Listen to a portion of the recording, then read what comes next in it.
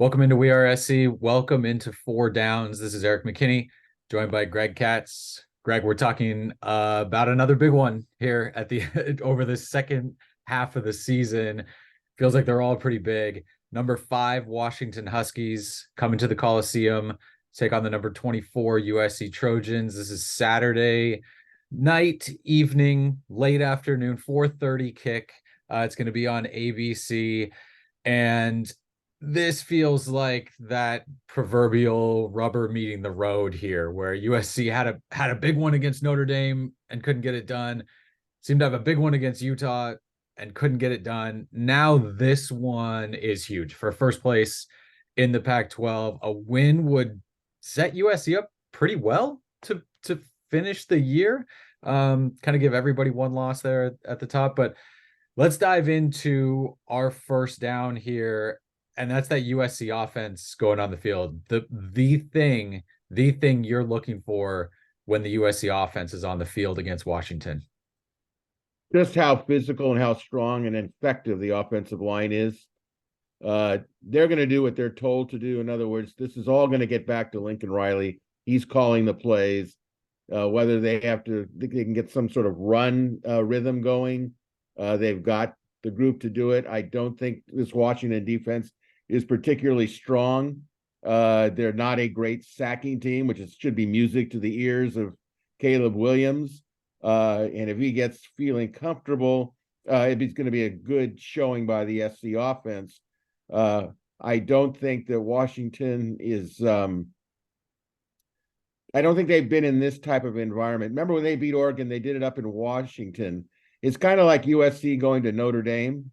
I kind of see it as Washington coming down to USC, except, of course, Penix, by statistics, is better than Sam Hartman was at Notre Dame. But that being said, if it's truly 77,500 packed, and I'm sure there'll be more Washington fans than usual because they're knocking on the door of the college football playoffs, it could get really rowdy in there. And I'll tell you one thing, if they do show up, the SC fans, and they're ready to rock and roll, as you pointed out, they keep getting bigger, and we'll pretend they're not going up to Oregon next week, and kind of marinate in this game a little bit. But I think the SC offense should be fine, which, of course, I know what you're all thinking, and I'm sure we'll get to that coming up shortly. Your thoughts, Erik? Right. But will be second down. We'll get to the USC defense. So for me, there's a couple things. I think the USC offense can't go through those lulls that they've had where, and this kind of, Lincoln Riley talks about it a lot, everything kind of working hand in hand, where you have this, where the defense will put together 3 or 4 actual kind of good, solid drives in a row, and the USC offense isn't taking advantage and playing well during those and throwing 3 touchdowns up on the board and kind of stretching. Things are sort of struggling at the same time. So I think that's it for me, for the USC offense. You cannot have big lulls. You're not going to score on every drive, I think. Maybe they will, and we're talking about that after. But you can't have the 3 drives, the 4 drives in a row where you're just kind of scuffling and can't get it together, because this Washington defense has done a good job at kind of the bend but don't break, which I think a lot of times is what's on the other side of big, high scoring, big play offenses. Washington has given up a bunch of yards this year, but done a good job at limiting the points that they've allowed. And that's something where we thought maybe USC could do that this year, where you let teams kind of go wild between the 20s, but you lock it up and you keep points from piling up. Washington's been able to do that. USC cannot let them do that. Washington's been pretty good on defense in the red zone at limiting touchdowns once teams get in there. USC has to be great. I think those are the 2 things. You've got to take advantage and move the ball on, if not every drive, certainly well over 70% of your drives, 75% of your drives. And then you cannot settle for field goals, and you cannot miss field goals if you do get forced into field goals. you've got to score. When you get down low, when you get down in the red zone, USC has got to score touchdowns in this game. And I think that's a big matchup. The red zones kind of for both sides. And yes, it's football, right? It's always that, but I think it's really key for this one. So let's go to the yeah, but let's go to second down. And this is the USC defense. When the USC defense is on the field against this Washington offense, what's your key? What's your one thing you're looking for? Well, you had to ruin the whole thing. I was feeling very confident after the first quarter. Yeah, but well, I'll tell you what, I've watched Washington play about 3 or 4 times out of curiosity, and I wanted to learn and see what they're doing. I think the key to me is keep the ball in front of you in a secondary. I think they have a decent running game, but not awe-inspiring running game. I mean, Dylan Johnson is a workman-like running back. I think their offensive line is okay. But here's the point. If you want to work down the different levels of defense, I think SC is, this is a real advantage. Washington is not good, maybe in the protecting in some ways of their quarterback in watching them play. And SC is actually pretty aggressive when it comes to sacking quarterbacks. The big question to me would be, how many opportunities to sack the quarterback are they going to get? But blow it, miss tackles, contain, because Penix is not Caleb Williams running the ball. So they can keep him in the pocket, and he's kind of a sitting duck there. But keeping the ball in front sounds a lot easier said than done. The SC corners, good athletes, but not highly productive in a lot of ways. And I look at Rome Odunze, kind of reminds me of some of the SC big receivers of the past, Drake London. I could go back as far as Michael Williams. He's a man among boys. He's a first-round draft pick. And that is, to me, not a good sign for USC. But the point is also they've got excellent receivers besides Odunze. Jalen Polk is another one. And obviously they got a great coach who knows the system. We might be there for 8 hours considering all the passing that'll be done. I hope they serve 2 meals in the press box. But let's see if SC can eliminate the big play. If they get off on big plays and get a lead, SC is going to really be challenged. And USC is better. USC offensively actually is better than Washington in terms of that big play, in terms of the 40-yard plus plays and all that. But Washington is right up there in terms of any team USC will play this year, in terms of 10 plus yards, 20 plus yards, just those chunk plays where they can get over that second level and really hit you for 20-yard passes, 25-yard passes, and do it that way. And I'm with you. I think what we've seen work a little bit against Washington is what's worked against USC. It's when offenses are that good and they can be that successful and they're that confident in being able to put up yards and put up points, it's frustrating to have to settle for a 4-yard pass, to throw something short and get tackled, to have to run the ball for 3.5 yards a carry. That can be frustrating, and you can start to press and push. And we've seen that happen with USC, and the teams I think that have frustrated Washington have been able to do that. So the 3-yard or 3-play 75-yard touchdown drives that Cal was putting up against USC can't happen, right? You just can't let Washington get those easy touchdowns where somebody just gets loose and one guy makes a play and then he's gone.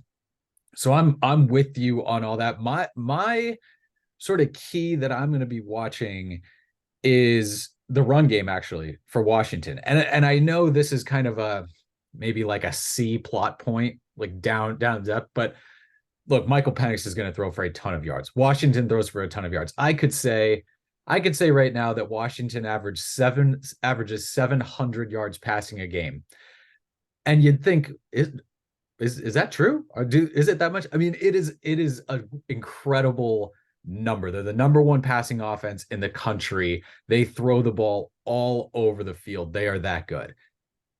I think that if you're the USC defense, you're okay if Michael Penix needs to throw the ball 50 times, 56, 55 times, 60 times to put up those big yards because it has to come in small chunks. What I think you cannot allow if you're the USC defense, you cannot allow Dylan Johnson to get going on the ground. You cannot allow Washington to force you to bring an extra guy into the box and to actually concentrate on that Washington running game, because they run for about 100 yards a game and they're down in the low hundreds in terms of rushing offense.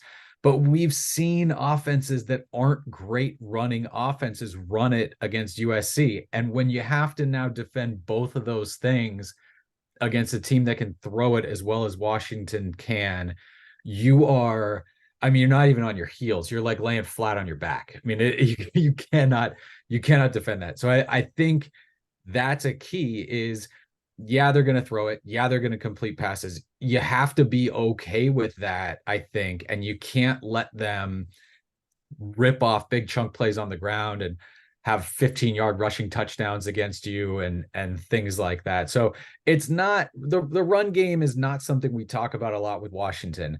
But if that's going also, and there's kind of that two-pronged attack that they can get going, then I think the USC defense, which is already kind of, it's scary, right? Going against this Washington offense.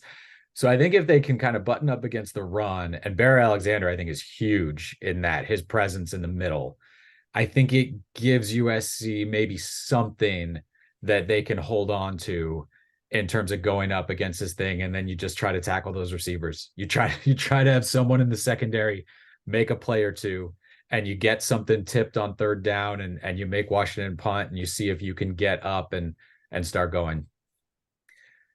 All right, that's a long way, I think, for both of us to say good luck to the USC defense. I mean, the way they've played recently, right? Washington's been in some tight games, 4 games in a row, really tight against some teams that USC kind of got blasted for being tight against in those games too.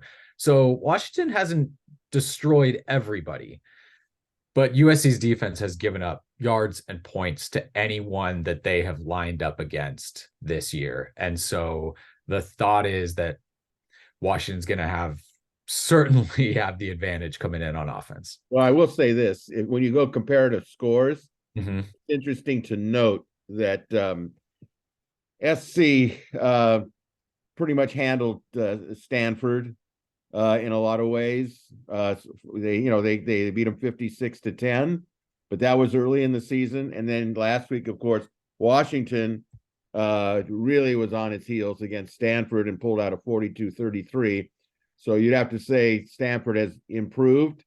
I think the problem is for SC when you start comparing scores is that the defenses of the two teams, Washington and USC, while Washington is a little bit above when you look at standings of overall defense, it could be that. I think two things before I know you want to move on to the next point, but no, we're good. We're gonna have to look at how many sacks each team can get. Who's likely to get more sacks? I think SC will get more sacks only because Penix doesn't maneuver around like Williams, and it'll come down to turnovers, specifically interceptions. We know that Penix, everyone points to look what happened to Caleb Williams. He got 3 in the first half against Notre Dame. Penix has had some issues there too at times, so that that kind of balances out. So, like all big games, of course, here, it's going to get down to turnovers, right? But when you put the ball in the air that many times, you have a chance of creating turnovers. I'd say this: if SC can get a couple of turnovers early, that could really shake up Washington a little bit. And like I said, if the crowd is into it, which they probably will be, hopefully, yes. Hopefully, yes. Yeah. You saw it, right? Washington has the biggest win in the Pac-12 this year against Oregon. That was at home, right? That was in Seattle Husky Stadium, and the crowd was nuts. Like that has to be a help. That has to be a help for USC, I think, in this game. And you got to get Washington a little rattled, like you mentioned. Can they play as the number 5 undefeated favored team coming into the Coliseum. Well, I in my opinion, the best team right now is Oregon. That's not taking away that Washington, the win doesn't count. Of course, it counts, but you know what? I think that at this point of the season, on a neutral field in Las Vegas, I think Oregon's on a mission. I don't even want to think about Oregon at this point in time. Let's just We're see. already on to next week. Yeah, well, I'll tell you, there won't be a next week if SC loses this one. It'll make things really difficult for them. But yeah, and I think it's an important note, right? Washington is that undefeated number 5 in the country, but these are not giants, right? Washington is not untouchable. Like they were a defensive score at the end of a game where they really struggled against Arizona State, and that was at home. That was up in Washington. The Stanford game was at Stanford, but at Stanford is not a difficult environment to play in, right? They struggled a little bit against Arizona. There's the loss to, I mean, the win against Oregon, which again is huge, but they didn't blow Oregon out. This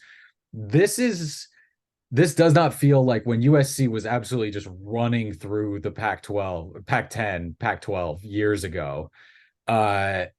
They felt there were years where they just felt untouchable by some of the teams, even the ranked teams.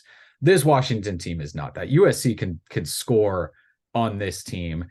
USC last year proved they can get some turnovers. There's been a little bit more turnover luck, I think, recently. So I think it sets up okay if USC plays well. The question is, can you play well? Can you play well on all 3 sides? And can you do it sustained for 4 quarters, which we still have not seen. We're coming into the end of the season, and we're still waiting for this team to play 4 quarters like we expected them to be able to play.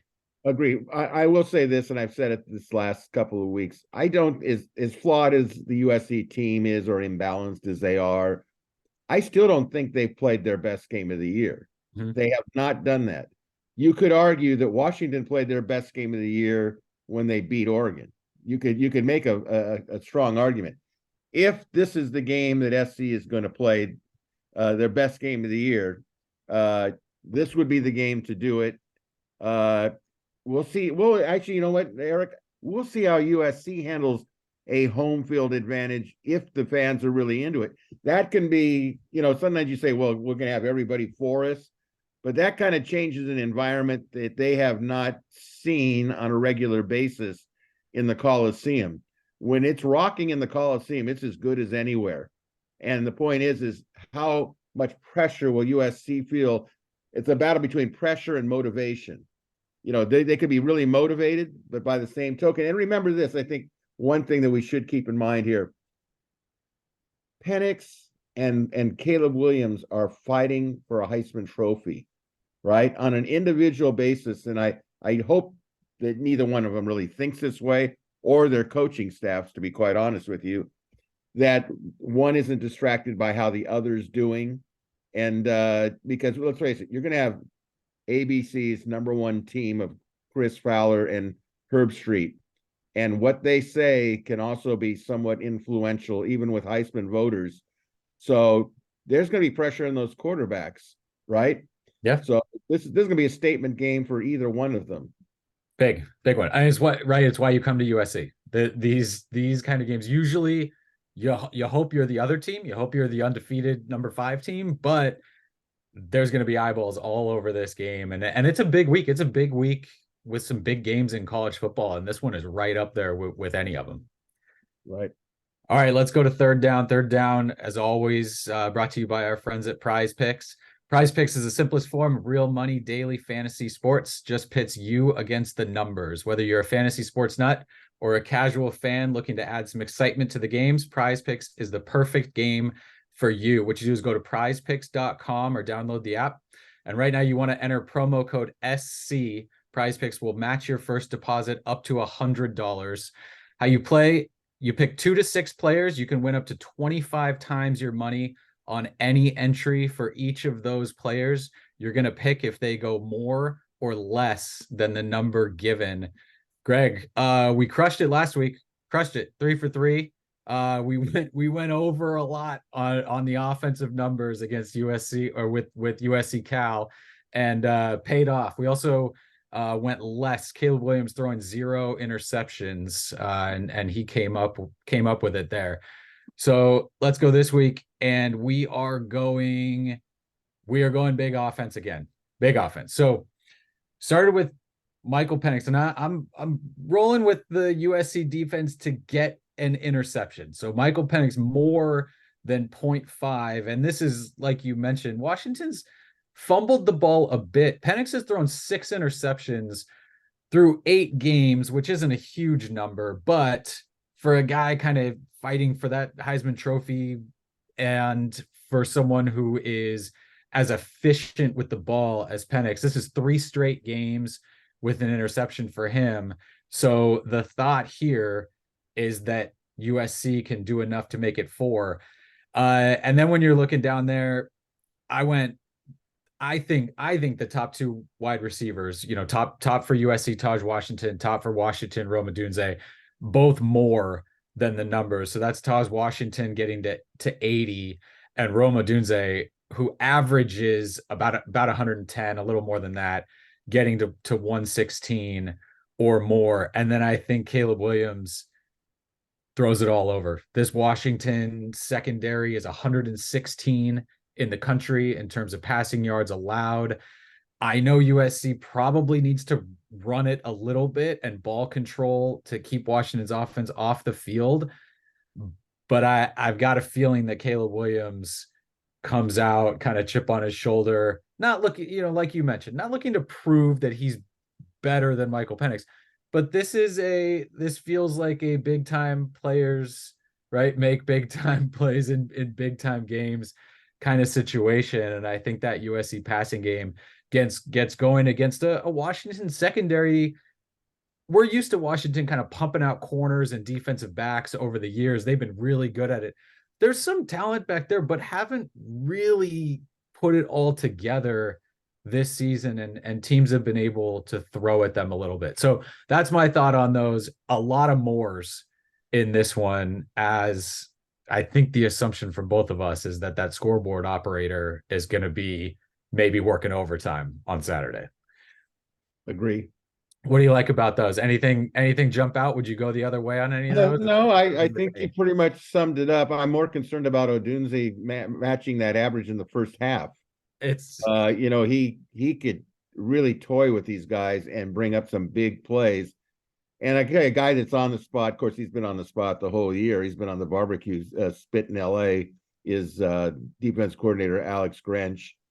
I think it's pretty much, I don't think I'm going out on a limb here that we don't expect he'll be back next year, but that's next year. That's the end of the season. He could do a great service for himself wherever his future might be, if he comes up with a game plan that works to perfection. Of course, the one thing about it is, it's easy to criticize a coach, but unless you can see practices which we don't get to see in this in the Lincoln Riley era, it's very probable, not possible, but probable, that the players don't all do what he wants them to do, that they hit the wrong gap, they don't cover the way they're supposed to cover, and it's just kind of a snowball effect. And of course, since he's the high paid DC, it's going to reflect on him. But I am curious to see what he does, because those numbers that we were talking about just moments ago may come down to whether they follow his instructions. And it goes back down to even watching how the corners play on an island, whether they turn the ball, how many, a good one would be how many pass interference calls are there going to be in this game. This could go right down to the nitty gritty of the legendary Pac-12 officiating. Well, you saw Cal put it in their hands a little bit on a couple of drives. Let's just throw it down there and see what we can do. And I can't remember anywhere a USC corner or secondary player came up and knocked a ball away, except for at the very end on the 2-point conversion. But Cal got some pass interference penalties, and Rome Odunze can do anything. You can get him the ball right at the line. He'll go deep. He'll work over the middle.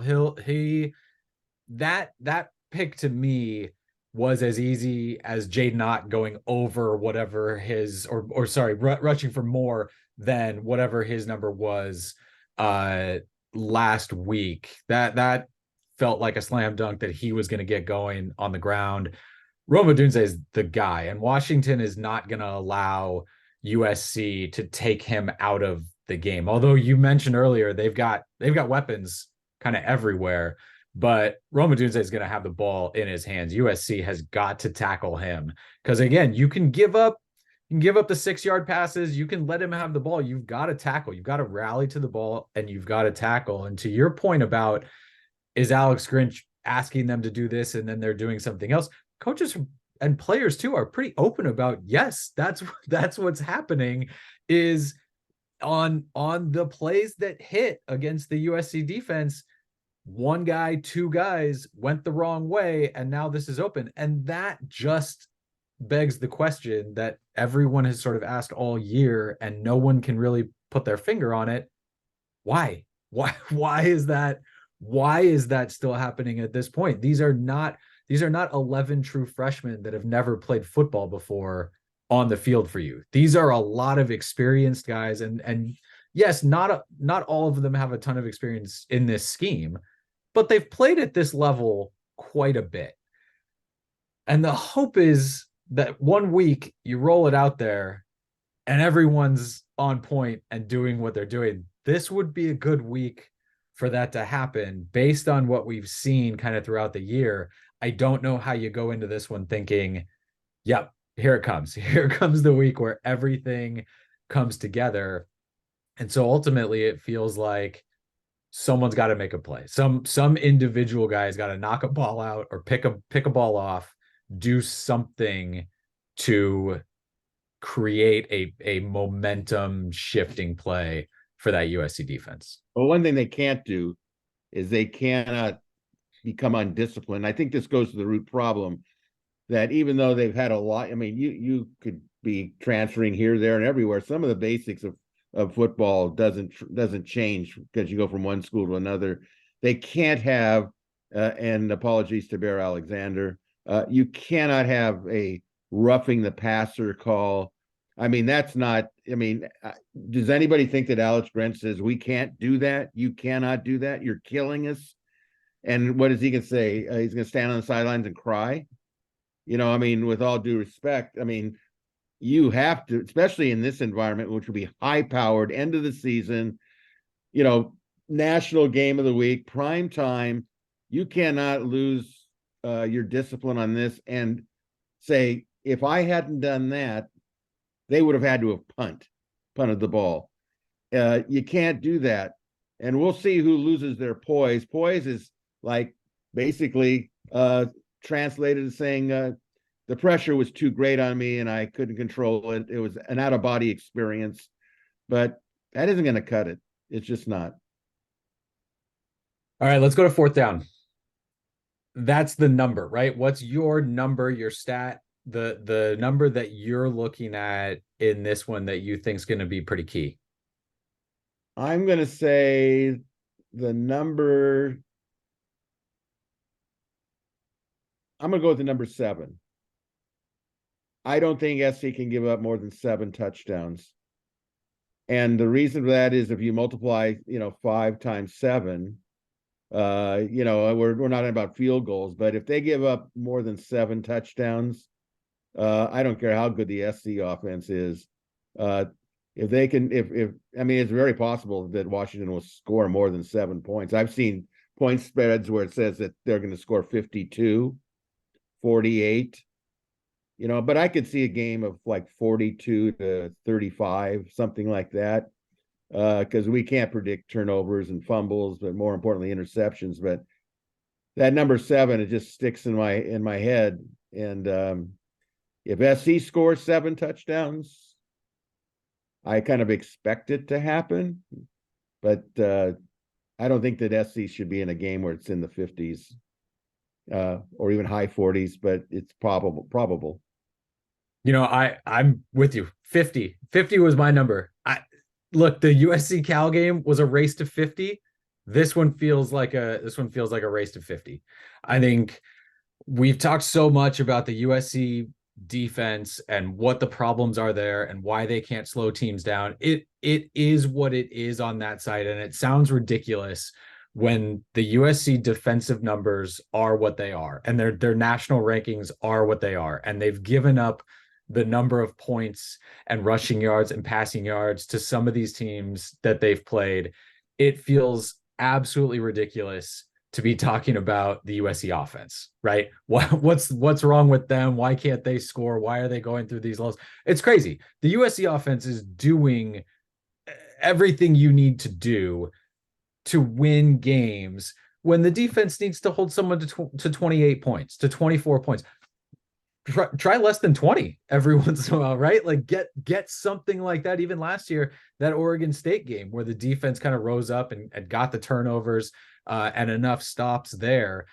But again, it's you throw in the towel a little bit trying to talk about what's going on with the defense and can they show up and can they shut this team down. USC's got to score points. USC's got to score points, and they've got to keep scoring points in this one. And it feels like you've got to get to 50 for me. I know I've seen I think the over under started at 76 for this one, and kind of like you're mentioning 42, 35, unless they just agree to kind of kneel down every once in a while or not play the second quarter or whatever it is. 35 feels so low to a game again under the lights and with all the pressure where someone is blowing assignments somewhere because of that. And these two offenses put so much pressure on you as a defense to be so good, and these defenses have not. And college football is crazy. We may be talking about a 17-14 game, Saturday night, but I doubt that, and I think that USC offense has got to go pedal all the way down, not let up, and I think you've got to get to 50 in this one. That's what it feels like for me. And let's not lose sight of this. Washington, as well as Oregon, they're going into the Big Ten next year, right? So you're still going to be recruiting, okay, and making a statement. It's not like SC can sit there and say, well, you know what, we're in the Big Ten and everybody else on the West Coast besides UCLA isn't. This is going to send a message out there because it's such a high-profile game, and there's going to be a slew of recruits, as you well know. You're a recruiting guru here on WeAreSC.com. It's the type of game that you want to make sure that all the T's are crossed, because if SC dispenses a stinker, how's that recruiting going to go?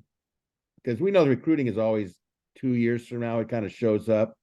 And so even when they go to Oregon, there is messages being sent, because of these scores and how these teams perform. So that's a little something that, back of your mind, it's there. Yeah. Yep. So we'll be there at the Coliseum 4:30 Saturday, late afternoon into the evening. Again, it'll be on ABC. Big time game. The number 5 Washington Huskies coming into the Coliseum. So Trojan fans, hope you enjoy that one. Hope SC puts on a show, right? Lincoln Riley talked about, we need this to be electric. We're ready to go. Can't wait for the atmosphere in there, and hopefully the game kind of lives up to all the pregame talk about it. Looking for a big one for the Trojans. So for Greg Katz, this is Erik McKinney. Thank you for watching 4 Downs. Thank you for watching WeAreSC.